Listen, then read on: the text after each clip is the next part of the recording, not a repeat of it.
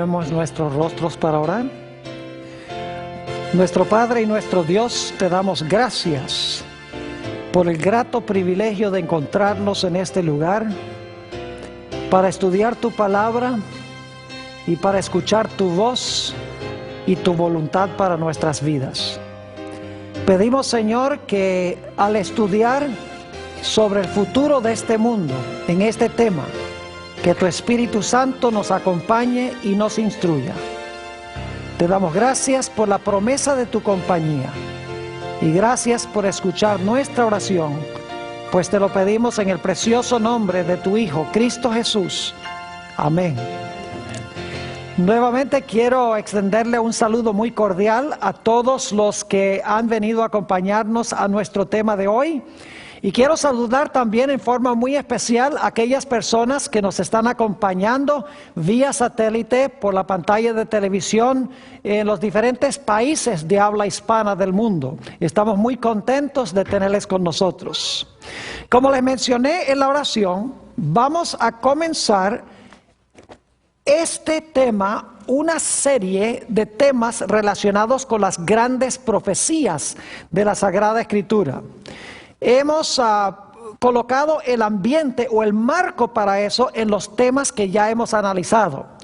Pero ahora vamos a entrar a un estudio intenso de algunas de las grandes profecías que encontramos en los libros de Daniel y Apocalipsis. Quiero comenzar nuestro estudio en el libro de Génesis, el capítulo 1 y el versículo 28. Génesis, el capítulo 1 y el versículo 28. Hemos comenzado varias veces con este versículo porque es supremamente importante. Dice allí en Génesis 1:28, hablando de la creación del hombre, y los bendijo Dios, y les dijo: fructificad y multiplicaos, llenad la tierra y sojuzgadla. Y ahora vienen dos puntos claves que quiero subrayar. Y señoread, significa reinar, en los peces del mar, en las aves de los cielos y en todas las bestias que se mueven sobre la tierra. Como hemos visto, Dios colocó al hombre como rey de este planeta. El rey era la función y el territorio era el planeta Tierra. Pero hemos visto que como resultado del pecado, la Biblia nos dice que el reinado sobre este mundo fue usurpado o fue robado por Satanás. Eso lo encontramos en el Evangelio según San Lucas, el capítulo 4 y los versículos 5 y 6. Si van conmigo allí, San Lucas, el capítulo 4 y los versículos 5 y 6. Dice: y le llevó al diablo a un alto monte y le mostró en un momento todos los reinos de la tierra. Fíjese, le mostró todos los reinos de la tierra. Y le dijo el diablo: a ti te daré toda esta potestad y la gloria de ellos, porque a mí ha sido entregada y a quien quiero la doy. Adán le entregó a Satanás los reinos de este mundo. Ya el hombre no era rey, Satanás era el rey. Pero Jesús había prometido que Él iba a venir a esta tierra para recuperar lo que perdieron Adán y Eva. Y así fue que cuando Cristo en la cruz del Calvario dijo: consumado es, Satanás había recibido su golpe mortal en la cabeza. Cristo le quitó legalmente los reinos de la tierra a Satanás y ahora Jesús era el reinante sobre este mundo. Eso es lo que encontramos en el Evangelio según San Juan, el capítulo 12 y el versículo 31 al 33. San Juan, el capítulo 12 y el versículo 31 al 33. Aquí Jesús está por ir a la cruz del Calvario. Y quiero que noten lo que Jesús dice cuando está a punto de ir a la cruz para ganar nuevamente los reinos del mundo. Dice en el versículo 31 Jesús: ahora es el juicio de este mundo. Ahora el príncipe, algunas versiones dicen gobernante, ahora el príncipe de este mundo será echado ¿qué? Fuera. Y yo, si fuere levantado de la tierra, a todos atraeré a mí mismo. Y esto decía, dando a entender de qué muerte iba a morir. Es decir, la muerte de Cristo iba a echar fuera a Satanás. Hasta el momento que Cristo murió en la cruz, Satanás representaba el planeta Tierra. Y cuando se realizaba una reunión en el cielo, Satanás iba representando este planeta allá. Lo encontramos, por ejemplo, en el libro de Job, el capítulo 1 y también el capítulo 2. Cuando se celebraba una reunión en el cielo, Satanás iba representando este mundo porque él le había quitado el reino a Adán, quien era el que debería haber estado en esa reunión celestial. Pero como dice en San Juan 12, el diablo, el príncipe de este mundo, fue echado fuera cuando el Señor Jesucristo murió en la cruz. Es decir, Jesús ahora legalmente ocupa el reino de este mundo, ocupa el trono de este mundo. Noten también lo que dice Apocalipsis, el capítulo 12, Apocalipsis, el capítulo 12, y quiero leer el versículo 12. Después de hablar de la muerte de Jesús, nos dice en el versículo 12, por lo cual alegraos cielos y los que moráis en ellos. Ay de los moradores de la tierra y del mar, porque el diablo, escuchen esto, el diablo ha descendido a vosotros con gran ira, sabiendo que tiene mucho tiempo. ¿Notaron ustedes que dice que el diablo ha descendido a vosotros, teniendo grande ira? ¿Ha descendido de dónde? Es la pregunta clave. Noten lo que dice el versículo 10. Entonces oí una gran voz en el cielo que decía, ahora ha venido la salvación, el poder y el reino de nuestro Dios y la autoridad de su Cristo, porque ha sido lanzado fuera el acusador de nuestros hermanos, el cual los acusaba delante de nuestro Dios día y noche. ¿De dónde fue echado Satanás? Del lugar a donde acusaba al pueblo de Dios, que día y noche. Es decir, el diablo antes de la cruz, como le había quitado el trono a Adán, iba al cielo representando este mundo, pero como dice en Job 1, iba para acusar a los hijos de Dios que se encontraban aquí en la tierra. Pero en la cruz fue lanzado fuera.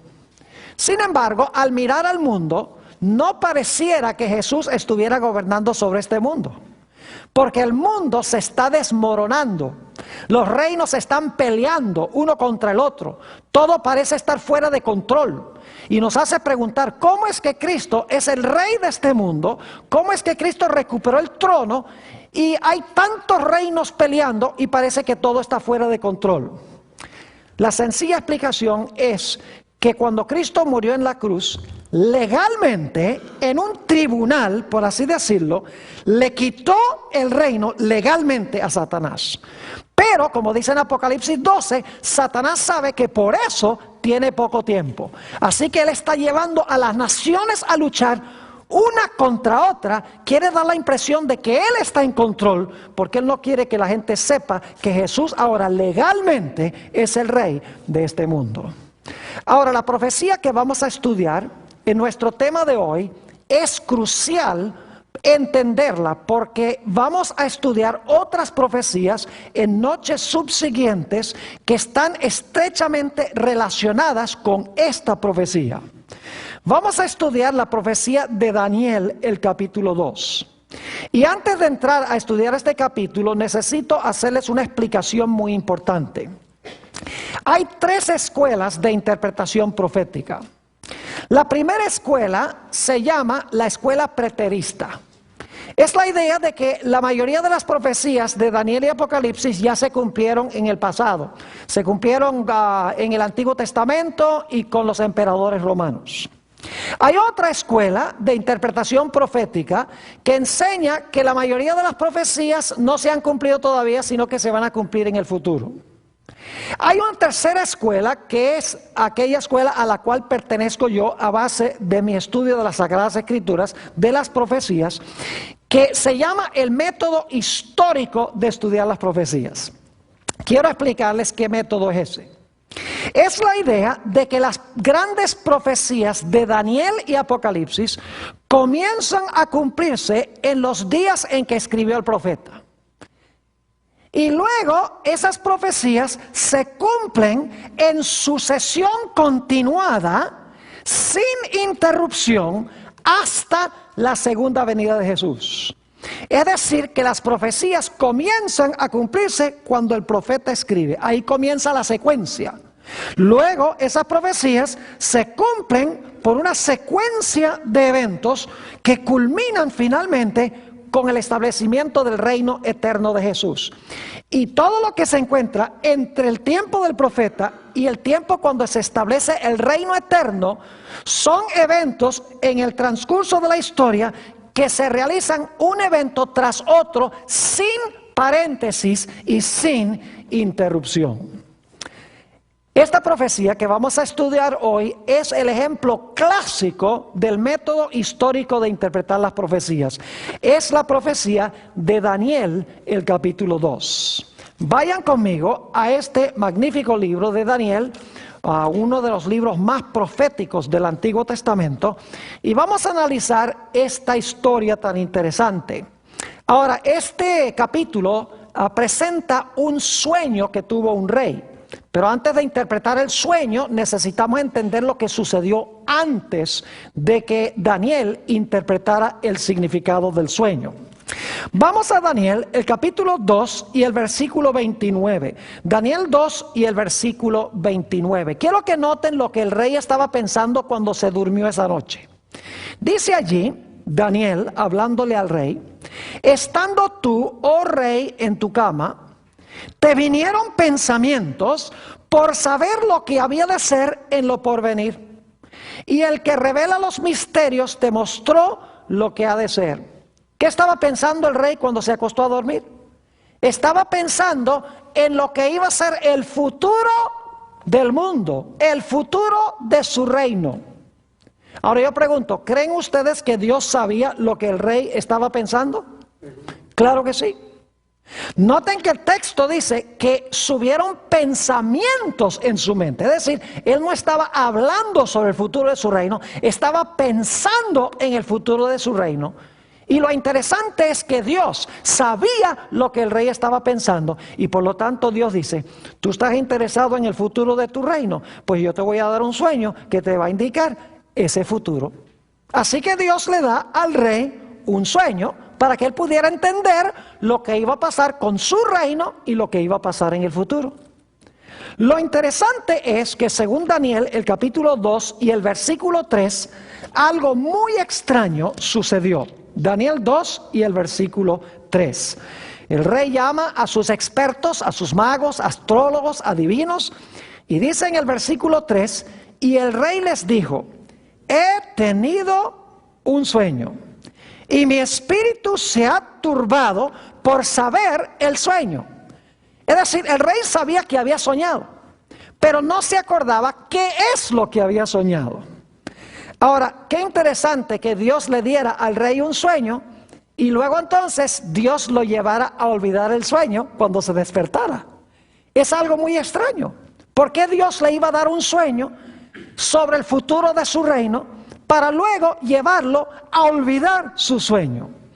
Bueno, había una razón muy especial.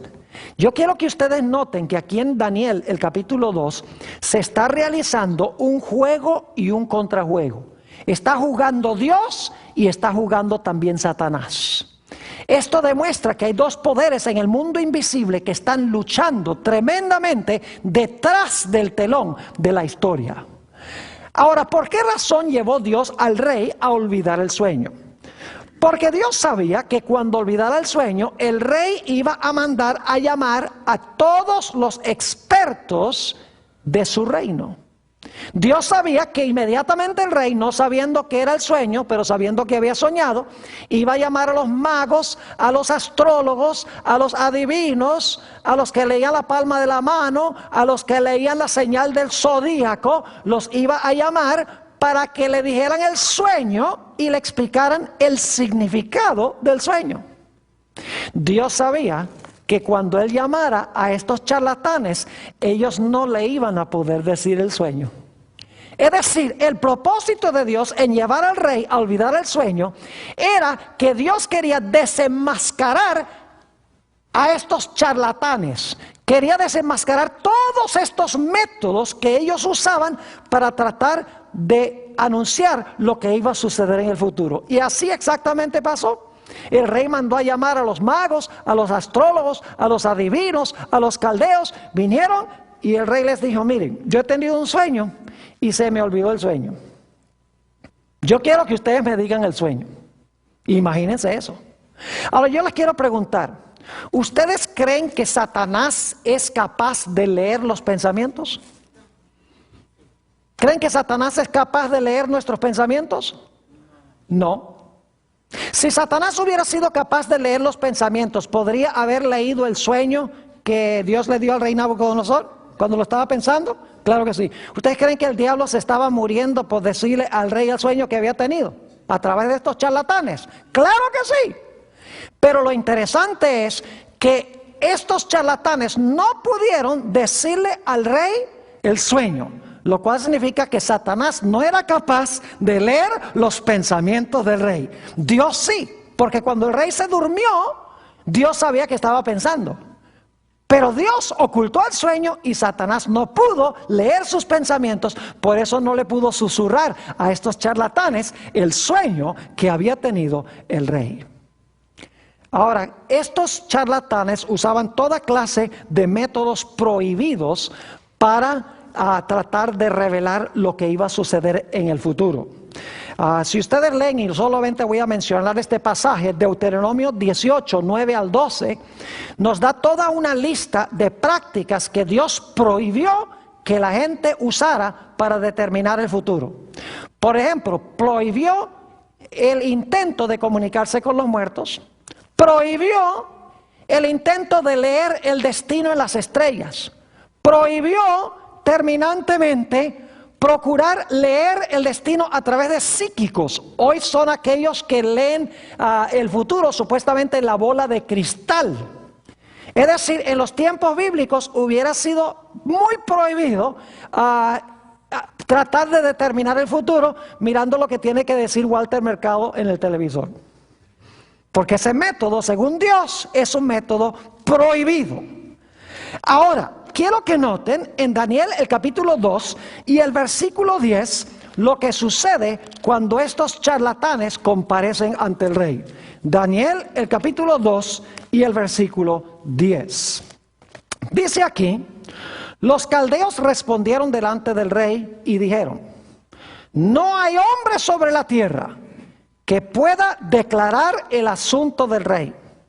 Además de esto, ningún rey, príncipe ni señor preguntó cosas semejantes a ningún mago, ni astrólogo, ni caldeo. Le dicen: lo que tú estás pidiendo es imposible. Tú estás pidiendo algo injusto, que nosotros digamos el sueño. Ahora, nosotros podemos decirte lo que significa el sueño si tú nos dices el sueño, pero no podemos decirte el sueño.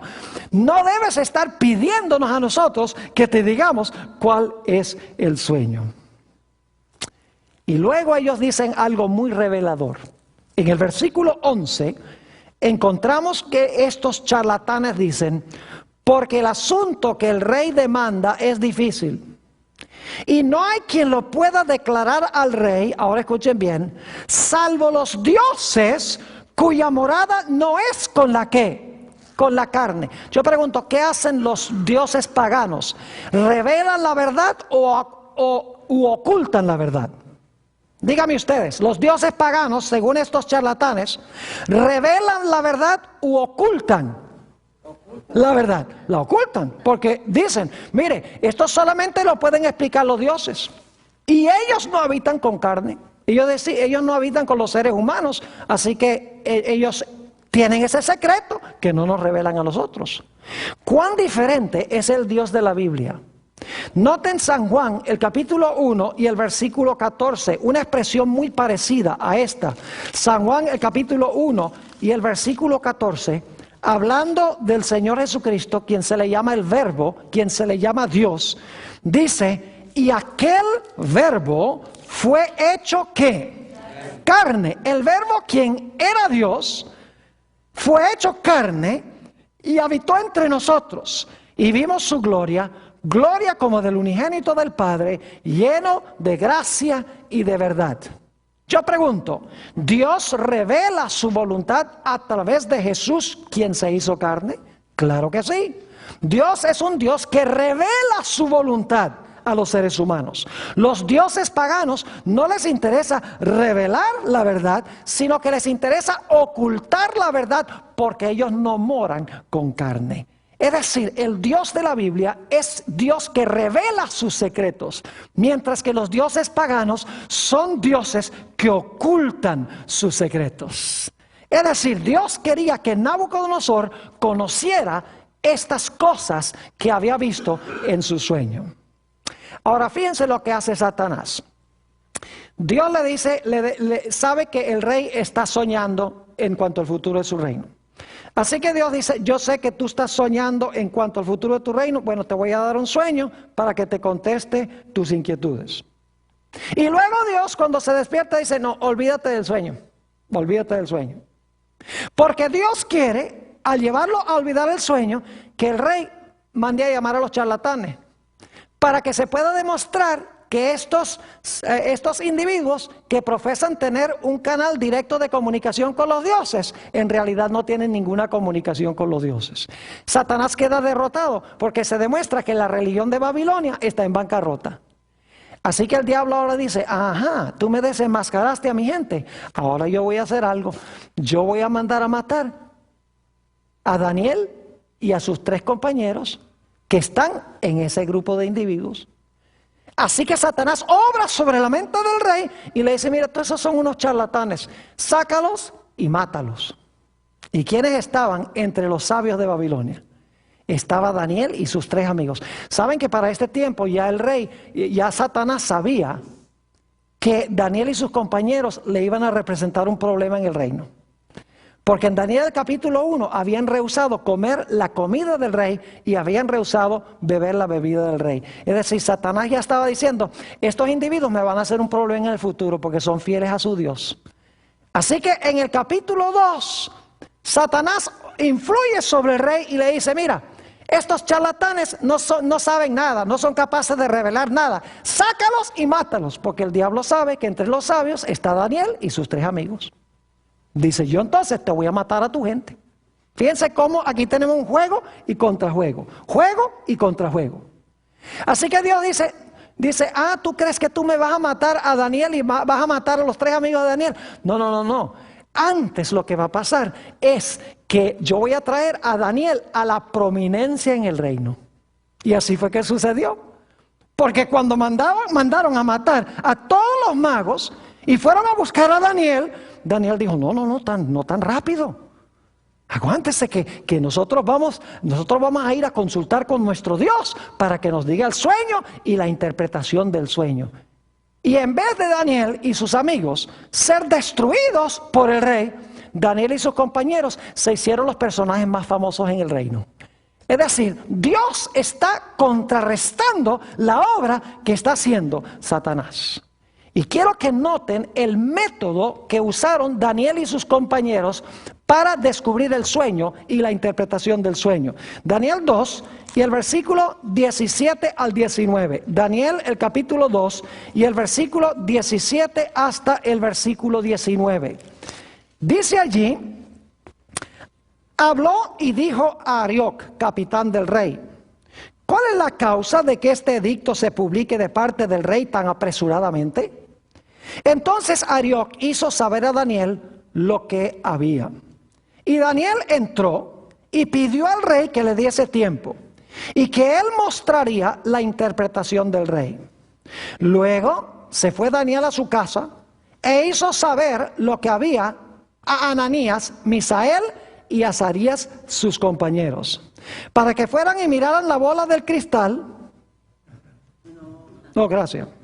Para que fueran y miraran la señal del zodíaco. No. Para que le leyeran la palma de la mano. No, esa no es la forma. Dice en el versículo 18, para que pidiesen misericordias del Dios del cielo sobre este misterio, a fin de que Daniel y sus compañeros no perecieren con los otros sabios de Babilonia. ¿Cómo era que Dios iba a revelar su secreto? A través de los muertos, a través de los psíquicos, a través de la bola de cristal, a través de la señal del zodíaco, a través de la palma de la mano. No, ¿a través de qué? A través de la oración. Que pidieran las misericordias de Dios para que Dios revelara su secreto. En Amós el capítulo 3 y el versículo 7, ese versículo también conocido, nos dice que el Señor Jehová no hará nada sin que revele su secreto ¿a quiénes? Sin que revele su secreto a sus siervos los profetas. Así que encontramos muy interesante esta historia. Dios sabe lo que el rey está pensando. Y por lo tanto le da un sueño para mostrarle lo que él está pensando. Mira, este es el futuro de tu reino. Cuando el rey se despierta, Dios le dice, olvídate del sueño. Porque Dios sabe que va a llamar a los magos, los astrólogos y los adivinos. Y los manda a llamar y se demuestran todos unos charlatanes. Porque no son capaces de decirle al rey el sueño. Así que Satanás dice, así es la cosa. Entonces voy a mandar a matar a todos e influye sobre el rey para que mate a todos los sabios. Porque quiere que Daniel y sus 3 compañeros perezcan. Dios dice, sí, ¿tú crees que tú me vas a matar a mis muchachos? No. Antes, con lo que tú estás haciendo, ahora ellos van a llegar a ser famosos en el reino. Es decir, ellos ahora van a ser usados por mí en el reino de Babilonia. Dios no hace nada sin que revele su secreto a sus siervos los profetas. Y saben que en Isaías 46 y el versículo 9 y 10, en Isaías 46 y el versículo 9 y 10, tenemos un concepto muy interesante. Quiero leer esos versículos. Dice allí, acordaos de las cosas pasadas desde los tiempos antiguos, porque yo soy Dios y no hay otro Dios. Y nada hay semejante a mí. Ahora escuchen esto. Que anuncio lo porvenir desde el principio. Y desde la antigüedad lo que aún no era hecho. Que digo, mi consejo permanecerá y haré todo lo que quiero. ¿Qué dice este texto? Que Dios anuncia lo porvenir desde ¿cuándo? Desde el principio. Es decir, Dios conoce el fin desde el principio. Él ya sabe lo que va a ocurrir, mientras que el diablo solamente puede adivinar. Por eso el diablo comete errores. En una de nuestras presentaciones anteriores les presenté el panorama de que la historia es como un juego de ajedrez, donde en un lado de la mesa se sienta Satanás y en el otro lado de la mesa se sienta Jesús, y el movimiento de las fichas son los movimientos históricos. Y entonces Jesús le dice a Satanás, juega, y Satanás juega. Entonces Cristo le dice, está bien, ya jugaste, ahora me toca a mí. Y entonces hace Jesús una jugada en la historia, y el diablo dice, vaya, lástima que yo no sabía que él iba a jugar así. Pero entonces él se busca la manera de contrarrestar lo que hizo Jesús. Y así la historia se mueve. Dios juega, Satanás contrajuega. Dios juega, Satanás contrajuega. Pero ¿saben algo muy interesante? El Señor Jesucristo va a ganar el juego. ¿Saben por qué va a ganar el juego? Porque Satanás solamente puede adivinar cómo va a jugar Dios. Mientras que Dios ya sabe desde el principio todas las jugadas que va a hacer Satanás. Si usted empieza a jugar un juego y ya sabe todas las jugadas que va a hacer el contrario antes de que empiece el juego, usted no puede perder. Y así es con Dios. Dios sabe exactamente lo que va a hacer Satanás en el curso de la historia. Y luego encontramos en la historia de Daniel 2 que Daniel le da honra y gloria y alabanza a Dios por haberle mostrado el sueño y pide la oportunidad de comparecer ante el rey. Ahora, note lo que encontramos en Daniel el capítulo 2 y el versículo 31 al 34. Aquí llegamos ya al sueño del rey Nabucodonosor. Daniel el capítulo 2 y empezando en el versículo 31 hasta el versículo 34. Dice Daniel, tú, oh rey, veías, y he aquí una grande imagen, una estatua. Esta imagen, que era muy grande y cuya gloria era muy sublime, estaba en pie delante de ti y su aspecto era terrible. Ahora quiero que usen su imaginación. La cabeza de esta imagen era de oro fino, su pecho y sus brazos de plata, su vientre y sus muslos de bronce, sus piernas de hierro y sus pies en parte de hierro y en parte de barro cocido. Estabas mirando hasta que una piedra fue cortada, no con mano, e hirió a la imagen en sus pies de hierro y de barro cocido y los desmenuzó. Entonces fueron desmenuzados también el hierro, el barro cocido, el bronce, la plata y el oro, y fueron como tamo de las eras del verano, y se los llevó el viento sin que de ellos quedara rastro alguno. Mas la piedra que hirió a la imagen fue hecha un gran monte que llenó toda la tierra. Este es el sueño: una estatua, cabeza de oro, pecho y brazos de plata, vientre de bronce, piernas de hierro, pies de hierro mezclado con barro. Una gran piedra que viene a toda velocidad, pega en los pies de la imagen, destruye toda la imagen, todos los metales, los pies, etc. Y luego la piedra se convierte en una montaña que llena toda la tierra. Inmediatamente nos preguntamos, ¿qué significa este sueño? Bueno, permítame en primer lugar mencionar que en este sueño el valor de los metales va disminuyendo. Oro, plata, bronce, hierro, y cuando uno llega a los pies, ni hierro puro hay. Es decir, la historia va a ir mejorando, ¿verdad que sí? Cada reino va a ser mejor que el anterior. No. Significa que la historia va a ir de mal en peor, se va a degenerar o se va a deteriorar. Pero noten también que a medida que va bajando el valor de los metales, también va subiendo la consistencia y la fuerza de los metales. Porque el más fuerte es ¿qué cosa? El hierro es el más fuerte. Es decir, que los reinos van a ir degenerando, pero al mismo tiempo se van a volver más ¿qué? Más despóticos, más tiranos y más rudos, según la secuencia de los metales de Daniel el capítulo 2. Ahora, ¿qué representan estos símbolos de Daniel 2? Volvamos otra vez al capítulo 2 y el versículo 38. Daniel el capítulo 2 y el versículo 38. Y vamos a ver la interpretación que Daniel da de este sueño. Vamos a empezar en el versículo 37 para el contexto. Dice: tú, oh rey, eres rey de reyes, porque el Dios del cielo te ha dado reino, poder, fuerza y majestad. Y donde quiera que habitan hijos de hombres, bestias del campo y aves del cielo, Él los ha entregado en tu mano y te ha dado el dominio sobre todo. ¿Quién fue el que le dio el dominio a Nabucodonosor? ¿Fue porque tenía mejores ejércitos, más armas, porque era más poderoso, más inteligente? No. ¿Quién le dio el reino a Nabucodonosor? Fue Dios. ¿Quién es el que controla y dirige la historia? Es Dios, según este texto. Y luego dice la última parte del versículo 38, tú eres aquella cabeza ¿de qué? De oro.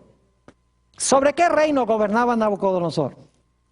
Él gobernaba sobre el reino de Babilonia. Y le voy a dar las fechas. Las fechas para Babilonia son del año 605 al año 539 antes de Cristo. Esto lo pueden leer en cualquier libro de historia. Es decir, que este sueño empieza en los días cuando vivió el profeta, ¿sí o no?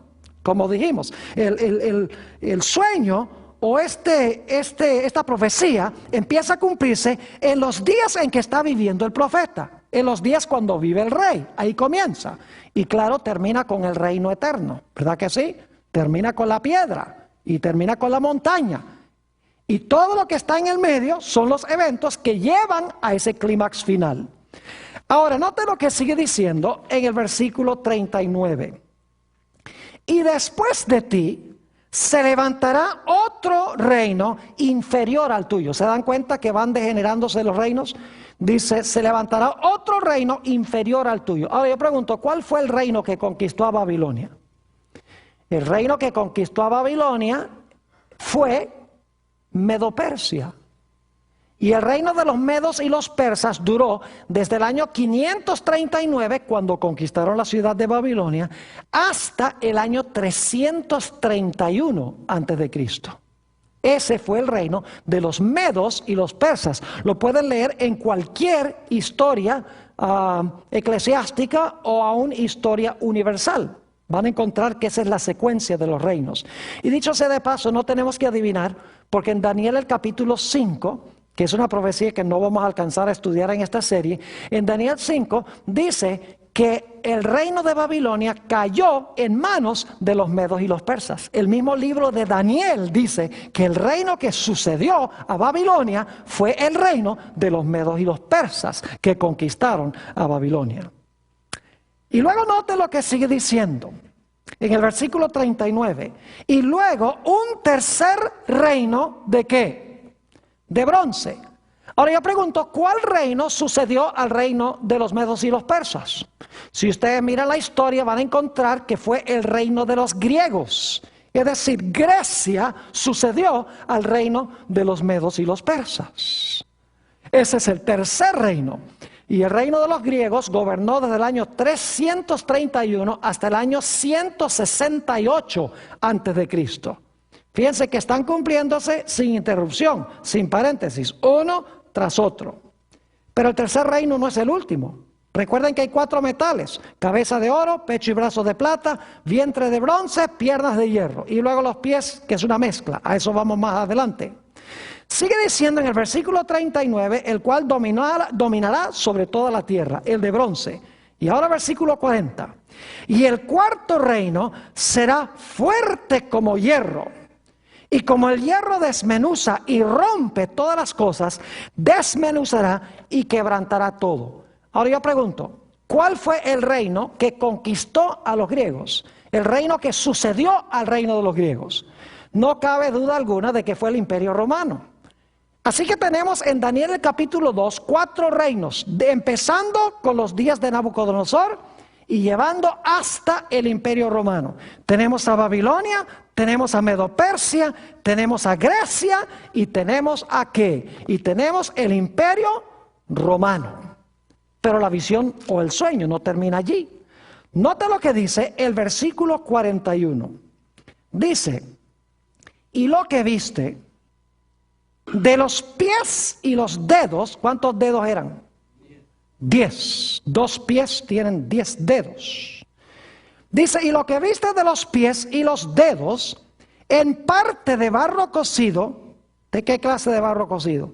Barro cocido de alfarero, y en parte de hierro, será el reino dividido. ¿Cuál reino será dividido? Tiene que ser el cuarto reino. Y dice, mas habrá en él algo de la fuerza del hierro, así como viste hierro mezclado con barro cocido. Ahora, ¿qué representan las piernas de hierro? Ya hemos visto que las piernas de hierro representan a Roma, el Imperio Romano. Yo pregunto, ¿los pies tienen también hierro? ¿Los pies tienen hierro? Claro que tienen hierro. Entonces yo pregunto, ¿en los pies continúa Roma? Claro que sí. Porque si el hierro de las piernas es Roma y los pies tienen hierro, significa que Roma va a continuar, ¿qué cosa? En los pies de la imagen. Pero quiero que noten que la Roma de los pies es otro tipo de Roma. Es una Roma dividida. ¿En cuántos reinos? 10, porque son 10 dedos de los pies. Y es una Roma adulterada o una Roma amalgamada. Es decir, hay una mezcla entre ¿qué? Hay una mezcla entre el hierro del Imperio Romano y ¿qué otra cosa? Y barro. ¿Qué clase de barro?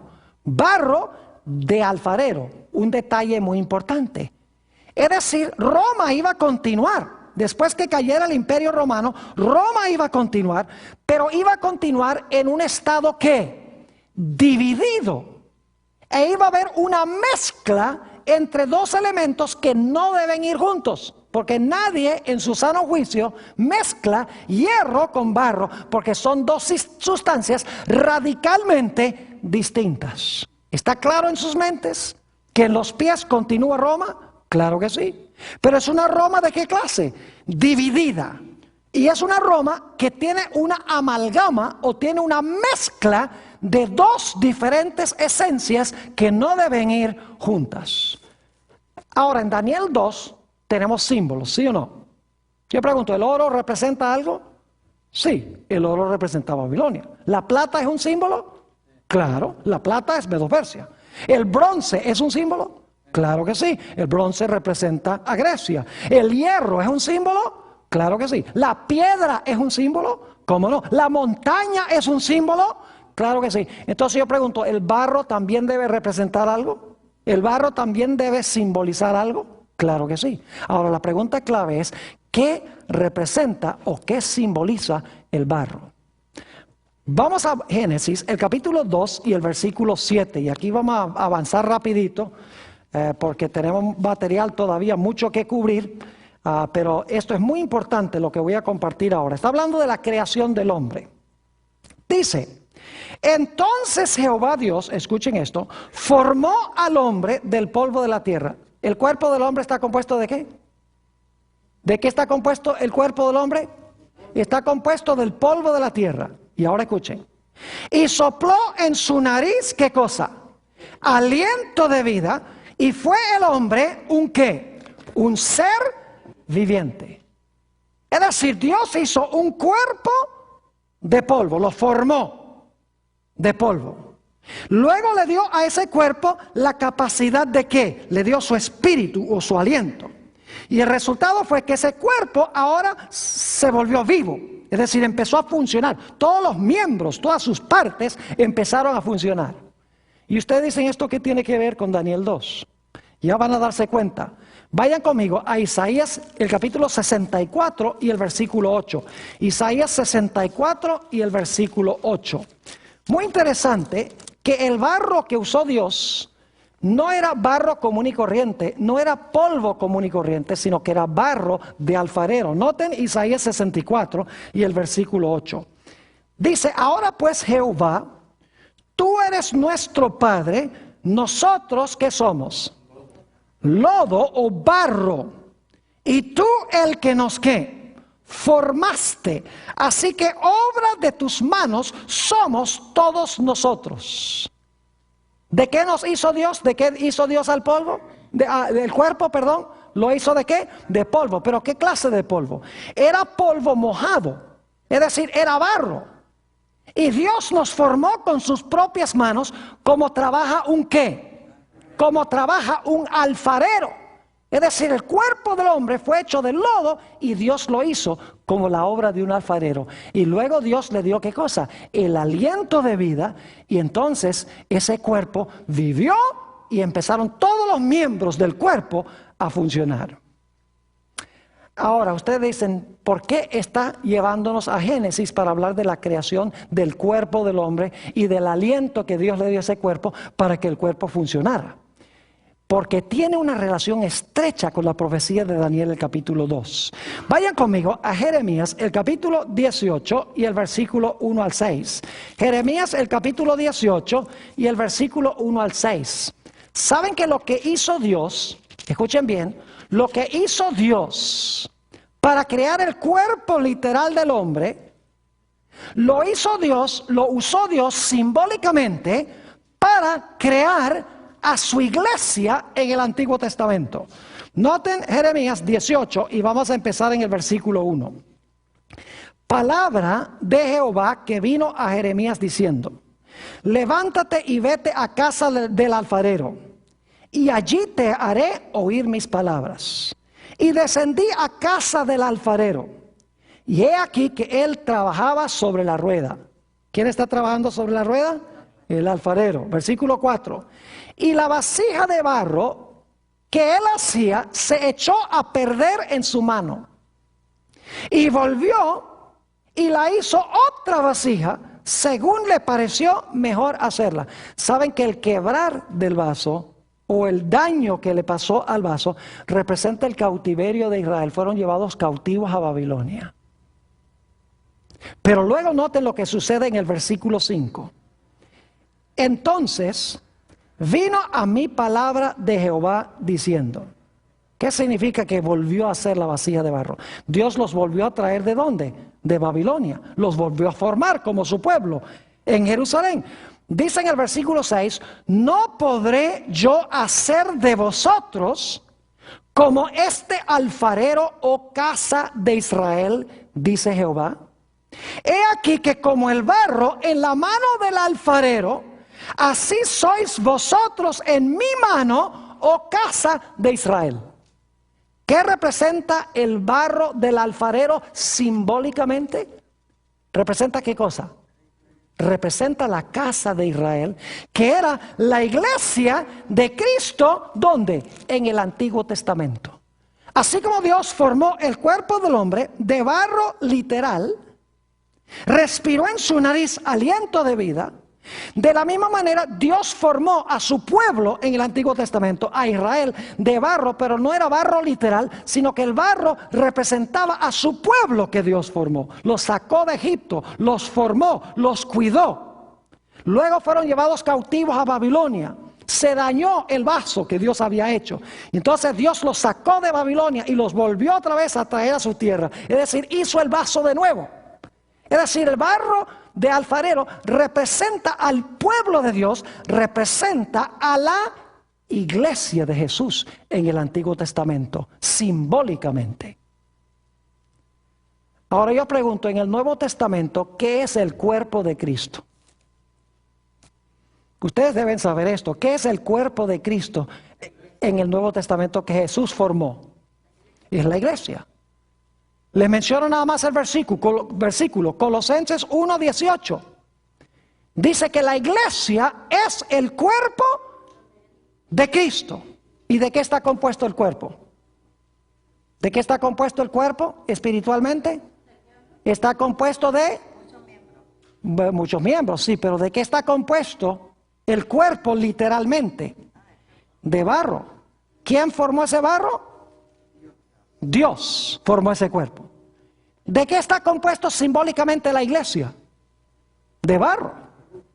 ¿Quién formó a la iglesia de ese barro? No literalmente, sino simbólicamente.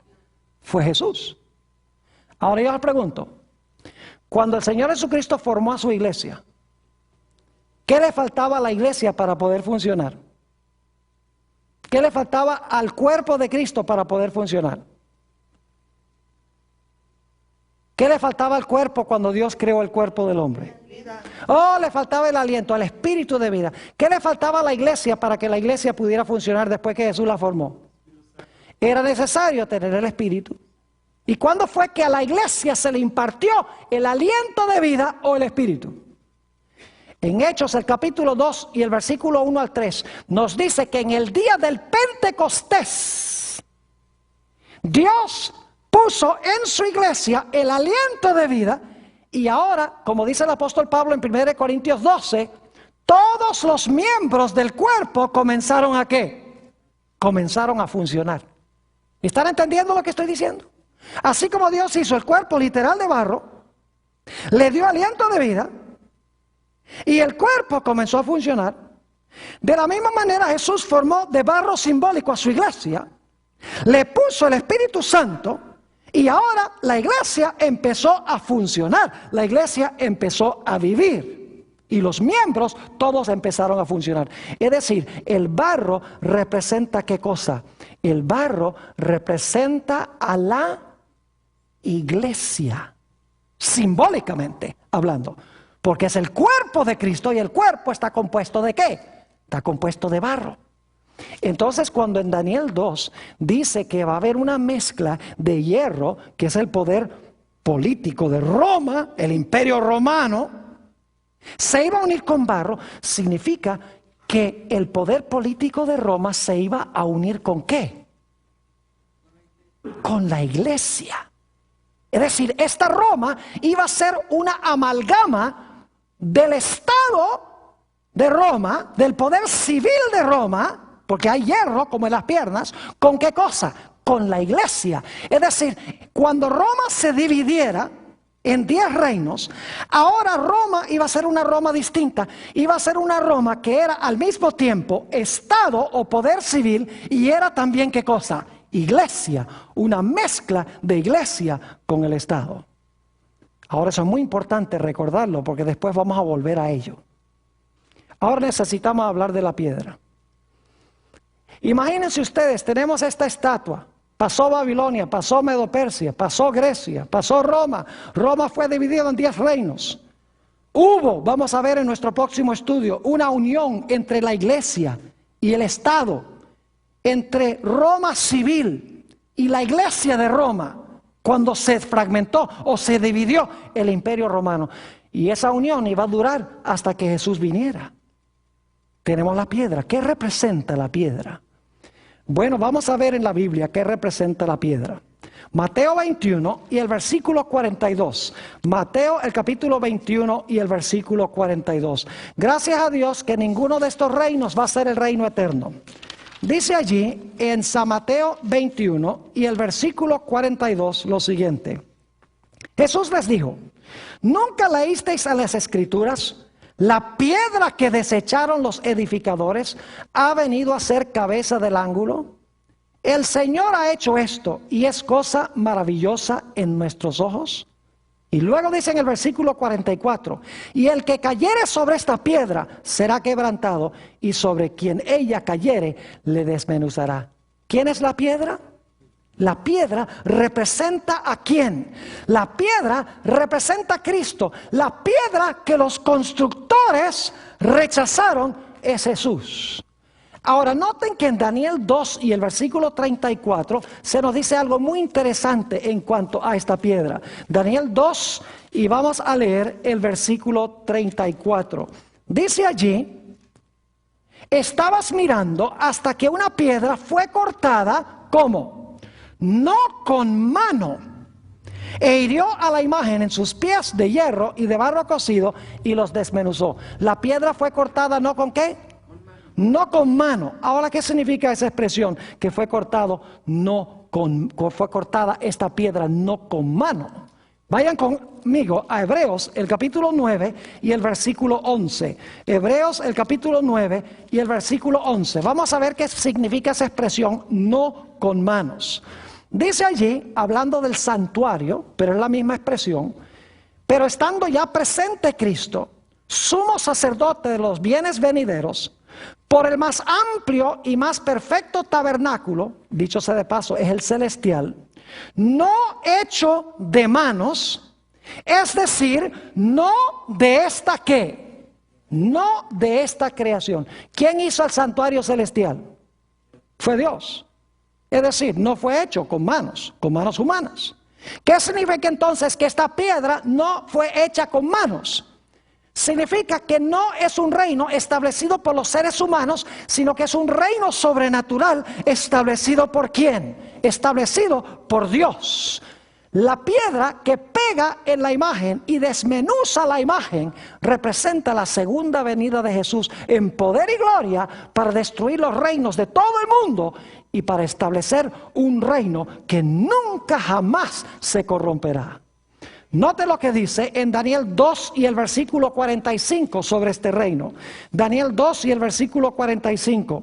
Dice: de la manera que viste que del monte fue cortada una piedra, no con mano, la cual desmenuzó el hierro, el bronce, el barro, la plata y el oro. El gran Dios ha mostrado al rey lo que ha de acontecer en lo porvenir, y el sueño es verdadero y fiel su interpretación. Y noten el versículo 44, dice: y en los días de estos reyes, el Dios del cielo levantará un reino que no será jamás destruido, ni será el reino dejado a otro pueblo. Desmenuzará y consumirá a todos estos reinos, pero Él permanecerá, ¿qué? Él permanecerá para siempre. Ahora, ¿qué lecciones podemos sustraer nosotros de Daniel el capítulo 2? Primer punto: la historia no está fuera de control, porque Dios ha revelado exactamente cómo se iba a desarrollar la historia. ¿Saben que esta visión se está dando 605 años antes de nacer Jesús? Se cumplió este sueño precisamente como lo dijo Dios. Claro que sí. ¿Se levantó Babilonia? ¿Cómo no? ¿Se levantó Medo-Persia? Sí. ¿Se levantó Grecia? ¿Se levantó Roma?